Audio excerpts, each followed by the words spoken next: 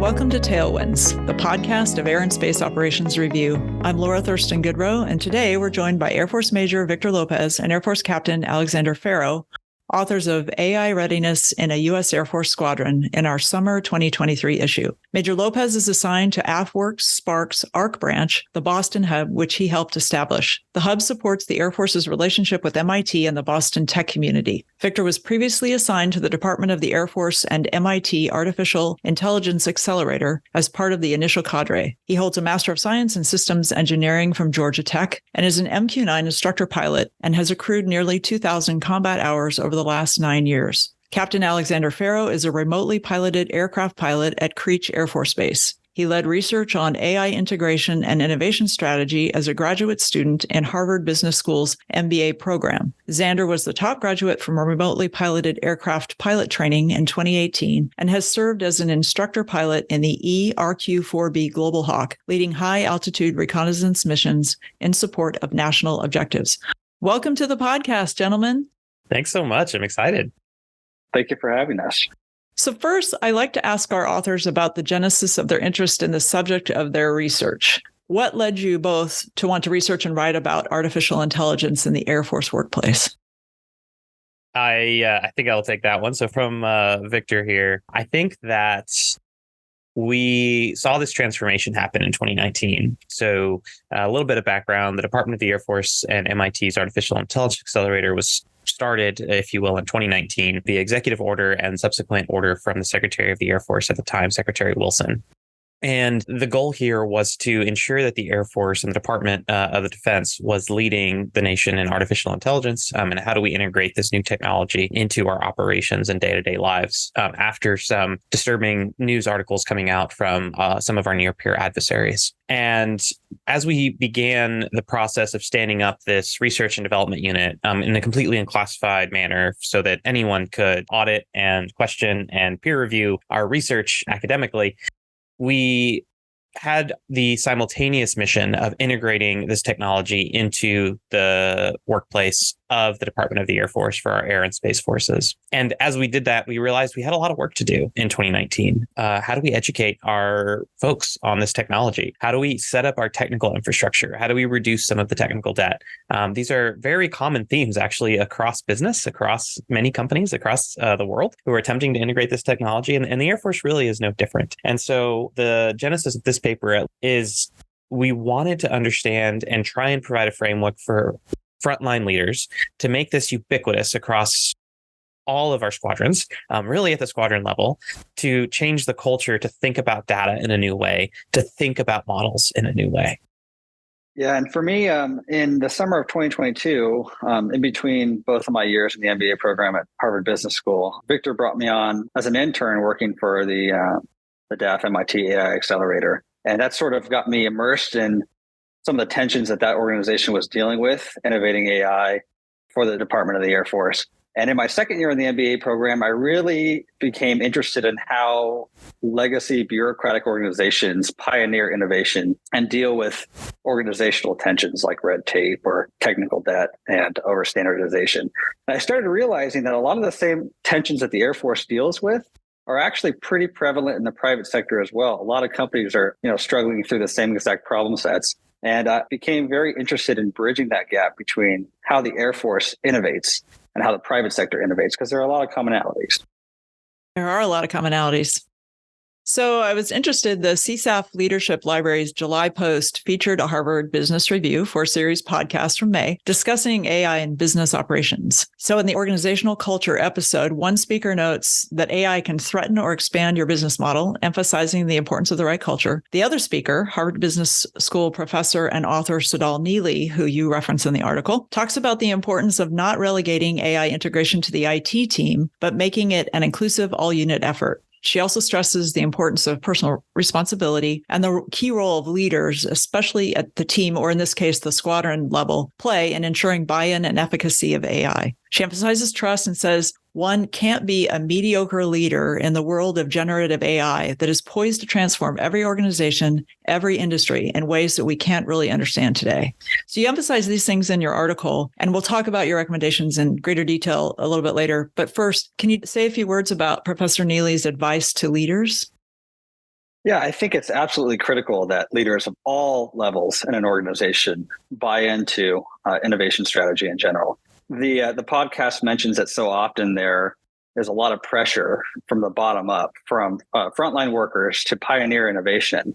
And oftentimes it's the policies created by leaders at all tiers that either stifle or encourage that. And so I think it's absolutely critical, not just for squadron commanders, not just for senior leaders, but leaders, as I said, at all levels, to understand ways that you can implement advanced technology like AI and facilitate an environment in which workers feel and airmen feel empowered to experiment, to innovate, to press the boundaries of what is possible. And that starts simply with leaders understanding the technology, like I said, understanding ways to modify the organization to allow for experimentation and also empower airmen to press the boundaries of what is possible. So moving to the article, in the article, you outline challenges such as withholding information, over standardization, technical debt, and acquisition limitations, which I think we all have, and a specific action plan for squadron commanders to integrate AI into ops. Can you walk us through that? So every organization deals with tensions regarding digital transformation, but there are a couple of caveats that I think are maybe more salient in the Air Force context than maybe other organizations in the private sector. And as you mentioned, there are 4 that we note in the article. Overstandardization is a really interesting one because in the military context, we require some level of standardization to make sure that operations run smoothly and according to plan. But overstandardization oftentimes stifles innovation and constrains thinking to a very narrow set of pathways. And so there's always this tension that leaders have to deal with, especially in the Air Force context, with how much do you overstandardize? How much do you allow for experimentation? That's one of the considerations that makes it maybe a little bit more arduous to implement innovation in the Air Force context. And in our article, we break it down into 2 major sections. So squadron commanders need to encourage, number 1, data-centric innovation and also ideation. Data-centric innovation, there are a couple components to that, but essentially the squadron commander needs to set a strategy for how the squadron can go about tying their core mission set with a data-centric mindset and proliferate that amongst the leadership of all tiers. Thanks, Xander. I think that was really interesting. And what I really want to zone in on here is the ability of a squadron commander to find the data that is relevant to their mission. They are producing data every day, whether that data is a sortie that is being generated or even something as simple as how many pilots are flying per day and how many hours. And what does that look like in a predictive model? Our job at the tactical level is to inform our leaders about what our capabilities are and what our future capabilities might be so that we can answer the correct mission statements and meet the needs of whatever our senior leaders have asked of us in the military. At the core, that is our mission. Machine learning and predictive models allow us to have a new insight and new understandings of what our future capacity might be based on our previous work and our previous output. And that is really something that is interesting. And this is the same thing that excites businesses about machine learning. It's just about a predictive model. So back in elementary school or middle school, probably middle school, you learned y equals mx plus b, right? You probably put a bunch of dots on a line, you found a line of best fit, and then they gave you an unknown or a known x, and you had to find the unknown y with the line of best fit. At its core, that's all machine learning really is. We're extrapolating a line with multiple different inputs now, so more x's, to some type of y, whatever that might be. There was a bunch of airmen that were super creative in a KOC recently that I visited who were weather troops, and they used the past 20 years of data fighting in their AOR to determine a prediction of what the weather might be like on a certain day, so that when we were planning for a mission, we could give a prediction based off of a percentage. What is the likelihood that we're going to have a successful mission based off the weather that we expect on those days with the past 20 years of information? Those are the type of insights that we're really trying to get after here. And understanding that from a bottom-up perspective means you're going to start collecting the data to make better decisions. Yeah, we actually had an article in ASOR that talked about gathering this data and using it toward having a collection to pull from and operationalizing data. Yes. So it sounds like you're seeing some changes. You know, we're just 8 months out from the first formal announcement of functioning publicly available text generators using large language models, ChatGPT, BARD, et cetera. So how do you guys see the Air Force reacting to this? Man, my email is inundated. It's a good thing. That's a good thing, right? So AppWorks Spark is the military-facing arm of AFWERX, if you will. We help enable our Spark cells. These are little tiny innovation cells across the DoD. This is a great place for me. I love it. I love that part of the mission. And I think daily I get emails from everyone from A1Cs all the way through SESs about large language models or about some new predictive model or something that they want to get done. I'm working really hard to start building the infrastructure to allow airmen to really start experimenting here and start asking these questions, knowing the nuances of it, and then go and collect the data within their mission. One tech sergeant I recently connected with wanted to know if he could create autocomplete TAFs. If you don't know, a TAF is, oh goodness, the weather guys are going to get mad at me. Terminal Aerodrome Forecast, I believe, is the correct acronym. It's just a forecast that flyers use. And his job is to make these for the pilots. And he wanted to know, could we autocomplete these using an LLM from the data? And that would speed up his workflow and let him have more time instead of typing out all this information. He was really excited by that. And so I'm watching him basically program and develop this on his own on an Air Force computer. And it's great. In 2019, I don't know that I could point you to a whole lot of data fabrics or places where you could code at the IL4 or IL5 level. So those are classification levels in the Air Force or even at the secret level and above. Today, I can point you to actually a slew of options that sometimes we get lost in to store your data at the appropriate classification level, either at the controlled and classified or at the secret level, to program Python or R, or whatever suits your fancy, or to run an API into something like Azure OpenAI service or another large language model. So between the Defense Research Engineering Network, between our high performance computing clusters, our chief data and artificial intelligence offices, both at the DAF and at the DoD level, everyone is kind of working towards building the infrastructure to allow airmen to do what they do best: innovate, work hard, and find new solutions. That's where the magic happens. That's great. I'm glad you talked about AFWERX. I was going to talk about that a little bit for our listeners who don't know what AFWERX is or what they do. Even some people in the Air Force, I don't think, are as well versed as maybe should be in the mission of that organization. Well, so progress on this is kind of going faster than we can, at least us old people, me as an old person, are sort of sets us back a little bit. And so I want to talk a little bit about guardrails and caution. As you guys know, the leaders of the leading AI companies and a total of about 350 executives, researchers, and engineers working in AI warned in May about an existential threat to humanity from this technology. So that language, existential threat to humanity, is really astonishing. That's very powerful. And it could be chalked up to hyperbole if it weren't for the authors and signatories to the letter. So innovation is critical, but risk needs to be managed at all levels, especially when it comes to military operations and national security. So from your perspectives, do you have any words of caution? I think I'm going to leave the words of caution to some of our senior leaders here. So we, back in 2020, developed a DoD ethical principles for AI, and it defines those principles. Actually, you can go look them up. They are public, that are going to apply to both combat and non-combat operations and assist us, and I'm quoting, U.S. military in upholding legal, ethical, and policy commitments in the field of AI. These ethical principles really go through 5 different tenets. So ensuring that we are responsible, equitable, traceable, reliable, and governable. And then to go even further, we have 6 foundational tenets of responsible AI. So if you're even just to dig into one of those, and I'm not going to go through all of them, right? But governance, warfighter trust, product and acquisition lifecycle for AI, requirements validation, responsible ecosystems, and an AI workforce. So a whole lot has actually been written from our senior leaders, and we want to make sure that we fall in line with that. I think that for the average airman, right, which hopefully will listen to the podcast and say like, hey, I want to go and play. That innovation, that playfulness, that, intrapreneurship is what we'll call it, right?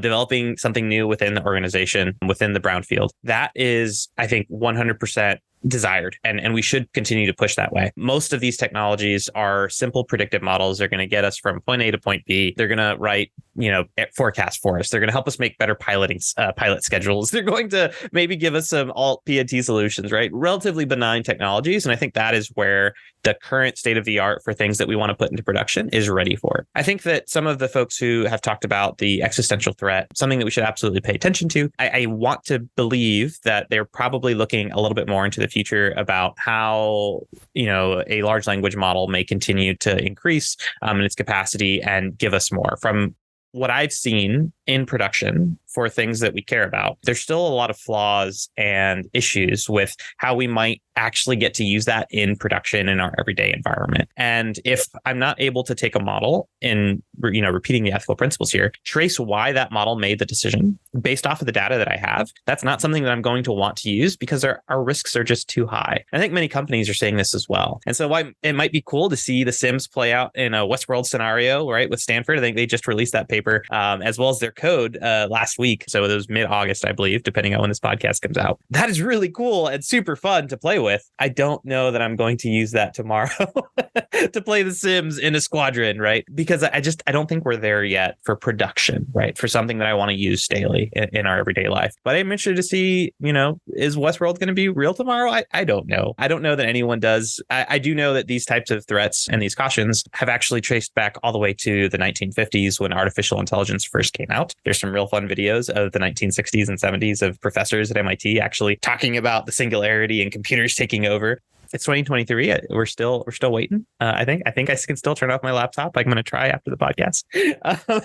But we're going to continue pressing. And until then, we have some really great guidelines that the DoD CDAO and DAF CDAO have put out for us.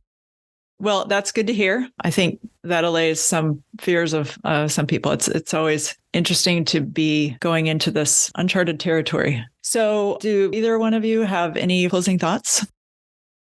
Yeah, I think as we were talking about earlier, I think one of the most important pieces of the article in general is that it's a responsibility of leaders of all levels to really take up this call to action and implement change in their respective organizations. And that starts with understanding how to redesign the organization, how to restructure processes, and how to build up the talent that you need at the grassroots level. So I think this paper at the end of the day is really a call to action to commanders to take this seriously and to start implementing a data-centric mindset in their organizations and subsequently integrate AI in a responsible and effective way.